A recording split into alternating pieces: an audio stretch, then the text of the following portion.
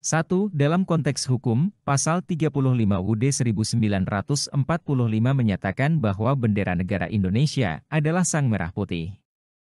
Mengapa penting untuk menetapkan simbol negara, seperti bendera dalam konstitusi? A. Untuk menciptakan identitas visual yang konsisten bagi negara. B. Untuk memastikan bendera dapat digunakan oleh semua negara di dunia.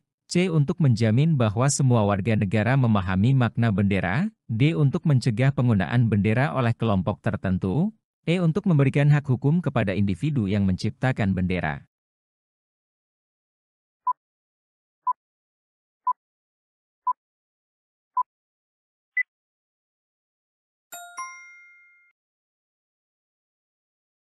Pasal 35, bendera negara Indonesia ialah sang merah putih. Penetapan simbol negara seperti bendera dalam konstitusi, seperti dalam Pasal 35 UUD 1945, bertujuan untuk memberikan identitas yang jelas dan konsisten bagi negara. Bendera adalah salah satu simbol yang mewakili kedaulatan, kebanggaan, dan identitas suatu bangsa. Dengan menetapkan bendera secara resmi dalam konstitusi, negara dapat menjaga simbol ini agar dihormati dan tidak disalahgunakan, serta memperkuat rasa persatuan dan nasionalisme di kalangan warga negara. 2. Menurut Pasal 36 UUD 1945, bahasa negara adalah bahasa Indonesia. Apa implikasi dari pengakuan ini terhadap identitas nasional? A. Mendorong penggunaan bahasa daerah di semua sektor. B. Mengurangi pentingnya bahasa asing dalam pendidikan. C. Menjamin perlindungan terhadap semua bahasa yang ada di Indonesia. D. Memperkuat rasa persatuan dan kesatuan di antara warga negara. E. Menghapuskan bahasa daerah dari penggunaan resmi.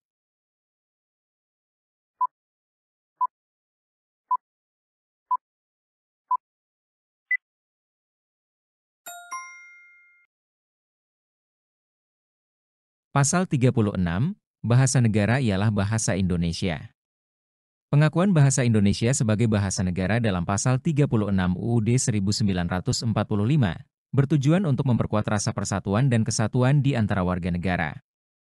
Bahasa Indonesia menjadi alat komunikasi bersama yang menghubungkan berbagai kelompok etnis, suku, dan bahasa daerah yang ada di Indonesia.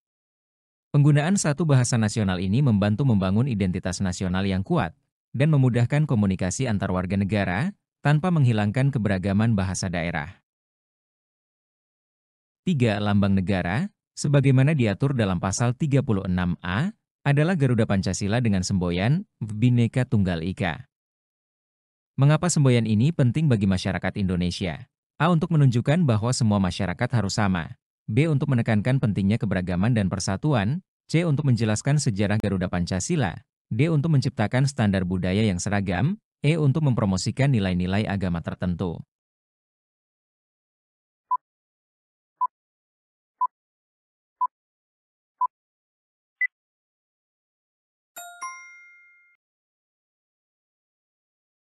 Pasal 36A, lambang negara ialah Garuda Pancasila dengan semboyan Bhinneka Tunggal Ika. Semboyan Bhinneka Tunggal Ika memiliki makna berbeda-beda tetapi tetap satu. Ini mencerminkan realitas Indonesia sebagai negara yang sangat beragam secara etnis, budaya, bahasa, dan agama. Semboyan ini penting karena menekankan bahwa meskipun terdapat perbedaan di antara masyarakat, persatuan tetap menjadi prioritas utama. Hal ini memperkuat rasa kebersamaan dan mendorong masyarakat Indonesia untuk menghargai keberagaman dalam rangka membangun persatuan nasional. 4. Pasal 36B UUD 1945 menetapkan bahwa lagu kebangsaan Indonesia adalah Indonesia Raya. Apa makna penting dari keberadaan lagu kebangsaan dalam konteks identitas nasional suatu negara? A. Untuk mempromosikan kesenian dan budaya lokal. B. Untuk memperkuat hubungan antara negara dan masyarakat. C. Untuk meningkatkan prestasi dalam bidang musik internasional. D. Untuk menyatukan warga negara dalam satu simbol kebangsaan. E. Untuk memberikan pengakuan terhadap lagu-lagu daerah.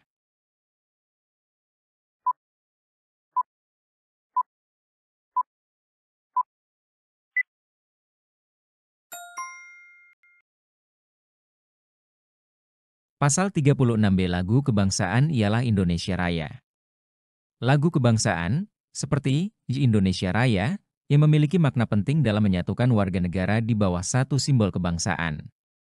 Lagu kebangsaan menjadi representasi semangat nasionalisme, kebanggaan, dan cinta tanah air. Dalam berbagai upacara kenegaraan dan peristiwa penting, lagu kebangsaan dinyanyikan sebagai pengingat akan identitas nasional dan persatuan bangsa, sehingga memperkuat rasa kebersamaan di antara warga negara.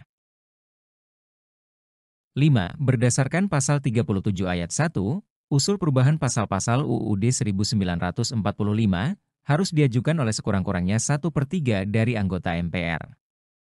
Apa tujuan dari ketentuan ini?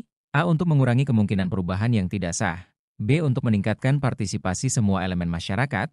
C. Untuk memastikan perubahan dilakukan secara demokratis. D. Untuk mempersulit proses perubahan konstitusi. E. Untuk menjaga stabilitas politik di Indonesia.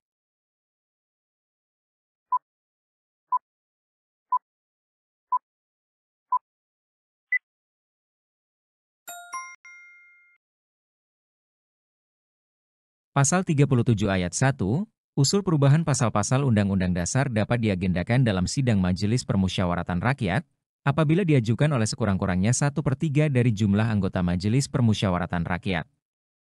Ketentuan bahwa usul perubahan pasal-pasal UUD 1945 harus diajukan oleh sekurang-kurangnya 1/3 dari anggota MPR, bertujuan untuk memastikan bahwa perubahan konstitusi dilakukan secara demokratis. Hal ini mencegah agar tidak ada satu kelompok kecil yang dapat mengusulkan perubahan tanpa dukungan yang cukup signifikan dari wakil rakyat. Dengan demikian, perubahan konstitusi harus mendapat persetujuan dari representasi yang lebih luas, mencerminkan kehendak mayoritas dan menjamin proses yang lebih terbuka dan partisipatif. 6. Pasal 37 ayat 2 UUD 1945 mengharuskan setiap usul perubahan pasal-pasal UUD diajukan secara tertulis. Apa yang menjadi latar belakang pentingnya ketentuan ini dalam proses perubahan konstitusi? A. Untuk mempercepat proses pengambilan keputusan. B. Untuk memastikan adanya dokumentasi resmi dari setiap usul. C. Untuk mengurangi kemungkinan terjadinya manipulasi informasi. D. Untuk memberikan kesempatan kepada masyarakat untuk berpartisipasi. E. Untuk mendorong pengajuan usul secara lisan yang lebih efisien.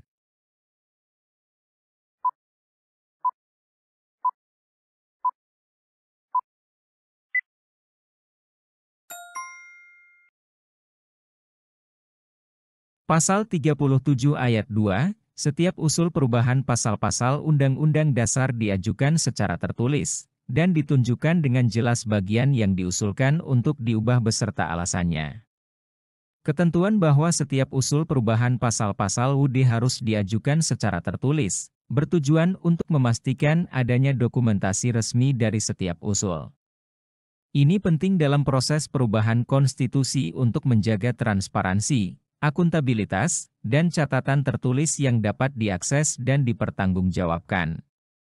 Dengan adanya dokumentasi resmi, proses perubahan menjadi lebih jelas, mengurangi potensi manipulasi, dan memberikan landasan yang kuat untuk pembahasan lebih lanjut di MPR.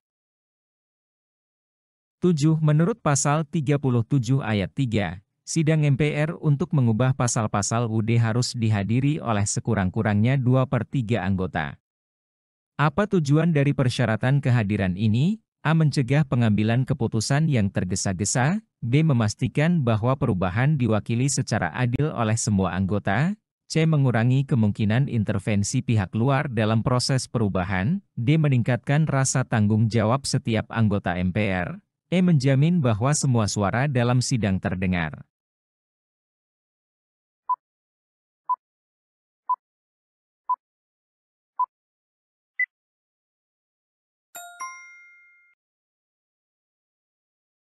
Pasal 37 ayat 3, untuk mengubah pasal-pasal Undang-Undang Dasar, sidang Majelis Permusyawaratan Rakyat dihadiri sekurang-kurangnya 2/3 dari jumlah anggota Majelis Permusyawaratan Rakyat. Persyaratan bahwa sidang MPR untuk mengubah pasal-pasal UUD harus dihadiri oleh sekurang-kurangnya 2/3 anggota, bertujuan untuk memastikan bahwa perubahan konstitusi diwakili secara adil oleh mayoritas anggota MPR. Dengan menetapkan quorum yang tinggi, keputusan mengenai perubahan UUD tidak dapat dilakukan oleh segelintir anggota, sehingga lebih mencerminkan kehendak kolektif dari seluruh wakil rakyat. Ini juga menjaga legitimasi dan validitas dari perubahan yang dilakukan, memastikan proses yang demokratis dan inklusif. 8. Pasal 37 ayat 4 menyebutkan bahwa putusan untuk mengubah pasal-pasal UUD dilakukan dengan persetujuan sekurang-kurangnya 50%, ditambah satu anggota MPR. Mengapa ketentuan ini dianggap penting dalam sistem demokrasi di Indonesia? A. Untuk memastikan bahwa keputusan diambil berdasarkan konsensus. B. Untuk memberikan suara lebih besar kepada partai politik tertentu. C. Untuk mencegah dominasi suara minoritas dalam pengambilan keputusan. D. Untuk memperkuat kekuasaan eksekutif dalam proses legislasi. E. Untuk memudahkan proses perubahan yang cepat dan efisien.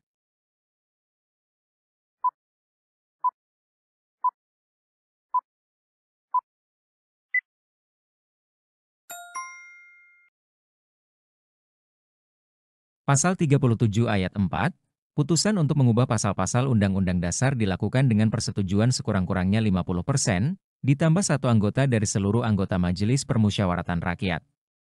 Ketentuan bahwa putusan untuk mengubah pasal-pasal UUD memerlukan persetujuan sekurang-kurangnya 50% ditambah satu anggota MPR, bertujuan untuk mencegah dominasi suara minoritas dalam pengambilan keputusan. Dengan memastikan bahwa mayoritas anggota MPR mendukung perubahan, proses perubahan UUD menjadi lebih demokratis dan mencerminkan keinginan mayoritas. Hal ini penting untuk menjaga stabilitas dan legitimasi konstitusi, serta mencegah keputusan yang diambil oleh sebagian kecil kelompok yang mungkin tidak mewakili kepentingan umum. 9. Pasal 37 ayat 5 menyatakan bahwa bentuk negara kesatuan Republik Indonesia tidak dapat diubah.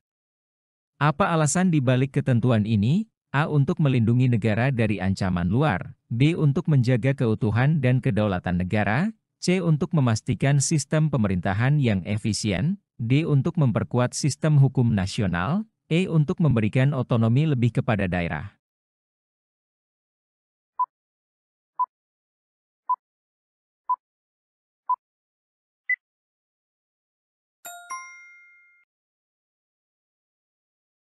Pasal 37 ayat 5, khusus mengenai bentuk negara kesatuan Republik Indonesia tidak dapat dilakukan perubahan.